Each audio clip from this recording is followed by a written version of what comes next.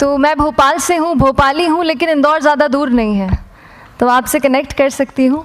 यहीं की हूँ, मध्य प्रदेश की। सबसे पहले तो ये कहूँगी कि जैसा मैम ने बताया कि मैंने कैसे शुरुआत की, या स्कूल में थोड़ा सा दिमाग में था, तो हाँ, स्कूल में थोड़ा सा कहीं सोचा था, कहीं शायद पढ़ लिया होगा, कहीं सुन लिया होगा कि नहीं IAS ऑफिसर नाम की कोई चीज़ होती है। लेकिन तब ये भी नहीं पता था कि यार UPSC नाम की कोई एग्ज़ाम है, सिविल सर्विस एग्ज़ाम है, उससे और भी पोस्ट में आप सिलेक्ट हो सकते हैं, ऐसा कुछ नॉलेज नहीं था। जब मैं अपने कॉलेज लेवल में आई, जब कॉलेज में एडमिशन लिया, मैंने भोपाल से ही प्राइवेट इंजीनियरिंग कॉलेज से केमिकल इंजीनियरिंग किया है, और उस दौरान मुझे जब मैंने सोचना शुरुआत की कि क्या बनना है, कंटेम्पलेट किया कि एग्जैक्टली क्या करियर चाहती हूँ, तो लगा कि यार कहीं जो पुरानी ड्रीम थी, एक जो सपना था, वो अभी उसको सामने लाना चाहिए। फिर इस बारे में और पढ़ा, और तब खान स्टडी ग्रुप भोपाल में सेंटर वहाँ पे जैसे शुरू हो गया था, तो मेरा जो फाउंडेशन कोर्स है मैंने वहाँ से किया। और इस एग्ज़ाम के बारे में जो चीज़ें मुझे 1-2 साल में समझ में आई हैं, वो कुछ चीज़ें मैं आपसे शेयर करना चाहती हूँ। सबसे पहली चीज़ जो पहले जय और रचना हम दोनों बोल चुके हैं कि कंसिस्टेंसी। आप अगर दिन में, कई बार हमसे सवाल पूछते हैं कि आप कितने घंटे पढ़ाई करते हैं, तो देखिए घंटे मैटर नहीं करते। कोई 17-18 घंटे हमें नहीं पढ़ना है, उतना हम पढ़ भी नहीं सकते। एक दिन पढ़ सकते हैं, दूसरे दिन नहीं पढ़ पाएंगे। 5 से 6 घंटे ही आपको देने हैं या उतने निकालने हैं, पर वो जो वक्त आप अपनी पढ़ाई को देते हो, वो कंसिस्टेंटली आपको रोज़ उतना ही अपने पढ़ाई को देना है। Consistency is the key, that is the first and the most important thing जो आपको ध्यान में रखनी है। दूसरी चीज़ इस एग्ज़ाम में मुझे लगता है इक्वली इम्पॉर्टेंट है, क्योंकि ये जर्नी लंबी होती है। जैसे एग्ज़ाम ही 1 साल तक चलती है, आप प्रीलिम्स देते हैं, फिर आप मेंस देते हैं, आप इंटरव्यू में जाते हैं पर्सनालिटी टेस्ट के लिए, तो एग्ज़ाम 1 साल तक खुद चलती है। उसके पहले मान लीजिए आप 1-1.5-2 साल पहले से प्रिपेयर कर रहे हो, तो ये जर्नी काफ़ी लंबी रहती है। उस जर्नी में मेंटली अपने आप को मोटिवेट रखना, अपने आप को बूस्ट करते रहना, वो भी इक्वली इम्पॉर्टेंट है, और इसीलिए अपने आप पर भरोसा बेहद ज़रूरी है। You need to have a faith in your self कि अगर आपने इसमें कदम रखा है, अगर आपने सोचा है कि आप सिविल सर्विस एग्ज़ाम देना चाहते हैं और देंगे, तो आपको ये ठान के उसमें जाना है कि हाँ, मैं ये कर सकता या कर सकती हूँ। ये एक अपना मोटिवेशन, अपने साथ एक फेथ, बिलीफ अपने ऊपर आपको हमेशा रखना है। कमिंग टू प्रेपरेशन की कैसे तैयारी करनी है, बहुत सारी बातें आप सुन चुके हैं कि आंसर राइटिंग में कैसे करना होता है, आंसर राइटिंग का स्ट्रक्चर कैसा होना चाहिए। तो मैं शुरू में सबसे पहले ये कहूँगी कि मेरे प्रिपरेशन का बेस 2 चीज़ें रहीं। पहला था करंट अफेयर्स। करंट अफेयर्स इसलिए मैंने उसी से शुरुआत की क्योंकि करंट अफेयर्स सबसे इंटरेस्टिंग पार्ट होता है। कई बार आपको हिस्ट्री कभी बोरिंग लगेगी, कई बार आपको लगेगा ज्योग्राफी इतना, कभी हर किसी के अपने अपने फेवरेट्स होते हैं। तो मुझे वो 2 सब्जेक्ट्स लगते थे कि यार इतना मन नहीं करता है, लेकिन न्यूज़पेपर्स और करंट अफेयर्स में जो भी नया चल रहा है वो मुझे हमेशा इंटरेस्टिंग लगता था। इंटरनेशनल रिलेशंस में क्या हो रहा है, क्या सोशल रियलिटीज़ हैं, कहाँ क्या हुआ, उसका क्या इम्पैक्ट पड़ेगा एडमिनिस्ट्रेशन पे और हमारी कंट्री पे, तो उसको आप अपना एक बेस बना सकते हो। आप करंट अफेयर्स बेस्ड प्रिपरेशन कर सकते हैं, इसलिए भी क्योंकि अगर आप मेंस एग्ज़ाम देखेंगे तो काफ़ी डायनामिज्म आ गया है, केवल प्रीलिम्स में नहीं बल्कि जनरल स्टडीज़ पेपर 2, पेपर 3 में भी आप देखेंगे कई सारे ऐसे सवाल हैं जो करंट इवेंट्स से इंस्पायर्ड होते हैं, उन पे बेस्ड रहते हैं। तो जब आप न्यूज़पेपर बेस्ड, करंट बेस्ड पढ़ाई करते हैं तो वो आपका प्रिपरेशन वहाँ से भी कवर हो सकता है। दूसरी जो चीज़ मैंने जिस पे बहुत फोकस किया वो थी आंसर राइटिंग।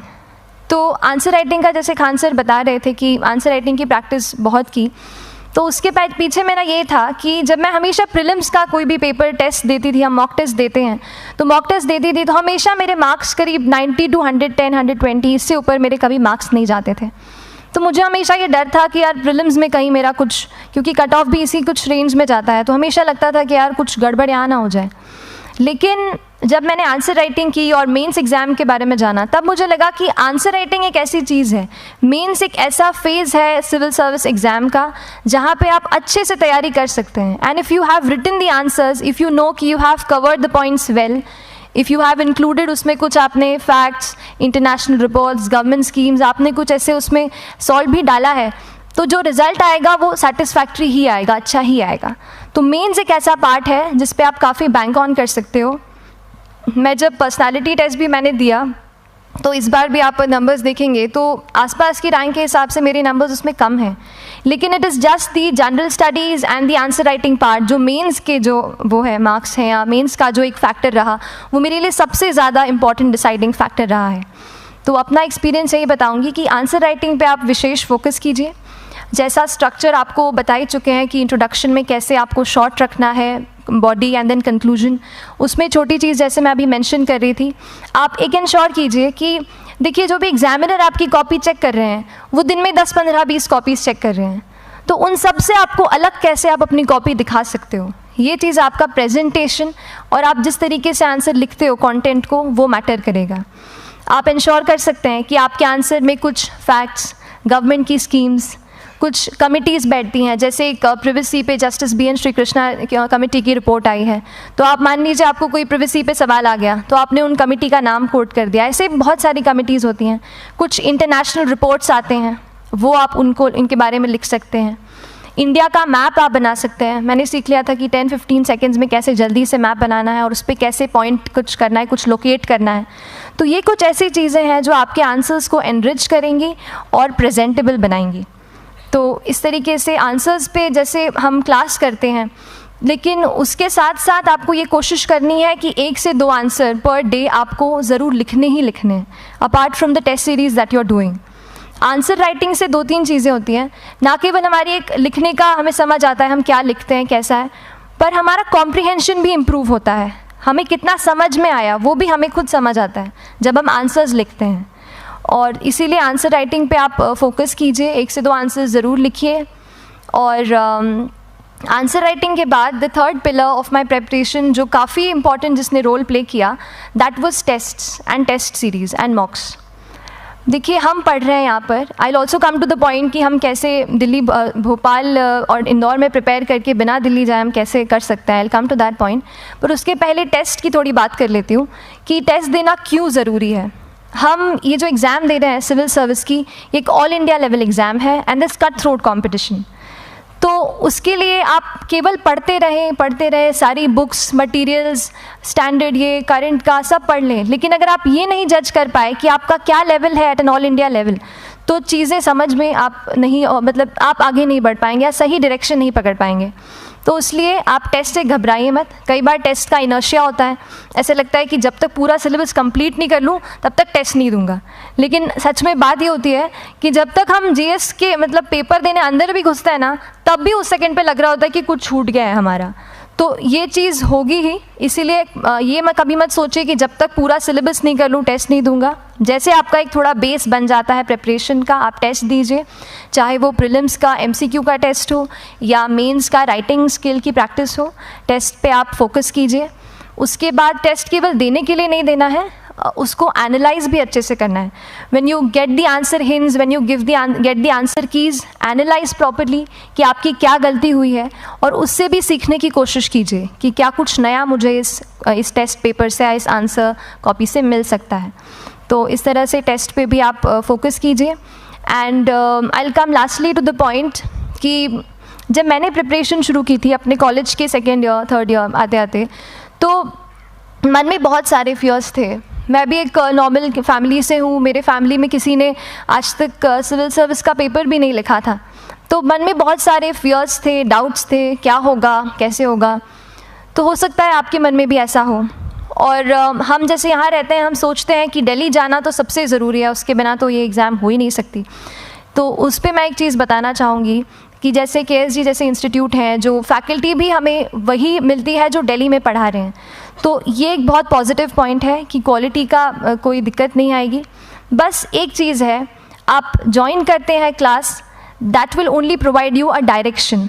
वो आपका रास्ता दिखा सकते हैं आपको कि इस रास्ते पर आपको चलना है, लेकिन चलना उस रास्ते पे आपको खुद है। You have to work on your own. कभी ये मत सोचिए कि मैं वहाँ नहीं जा पा रहा हूँ तो नहीं हो सकता, यहाँ है, तो हम एक्सक्यूज़ेस बनाते हैं। कई बार चैलेंजेस आते हैं।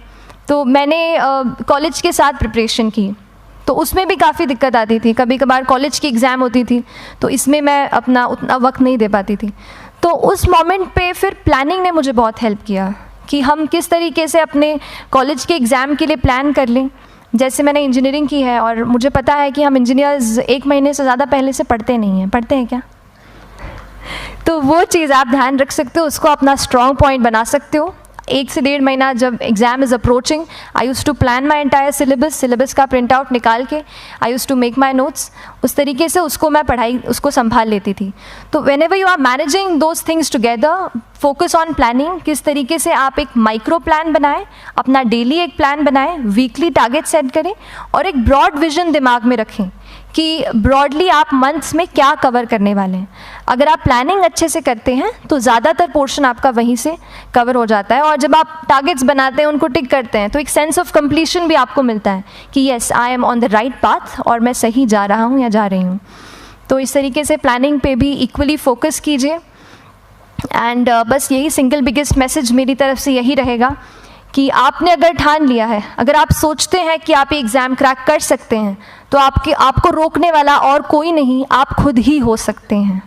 तो खुद आप अपनी रुकावट कभी मत बनिए, एक्सक्यूज़ेस मत बनाइए। ऑब्स्टिकल ज़रूर आएंगे, उन्हें आपको चैलेंज करना है। Challenges are meant to be challenged.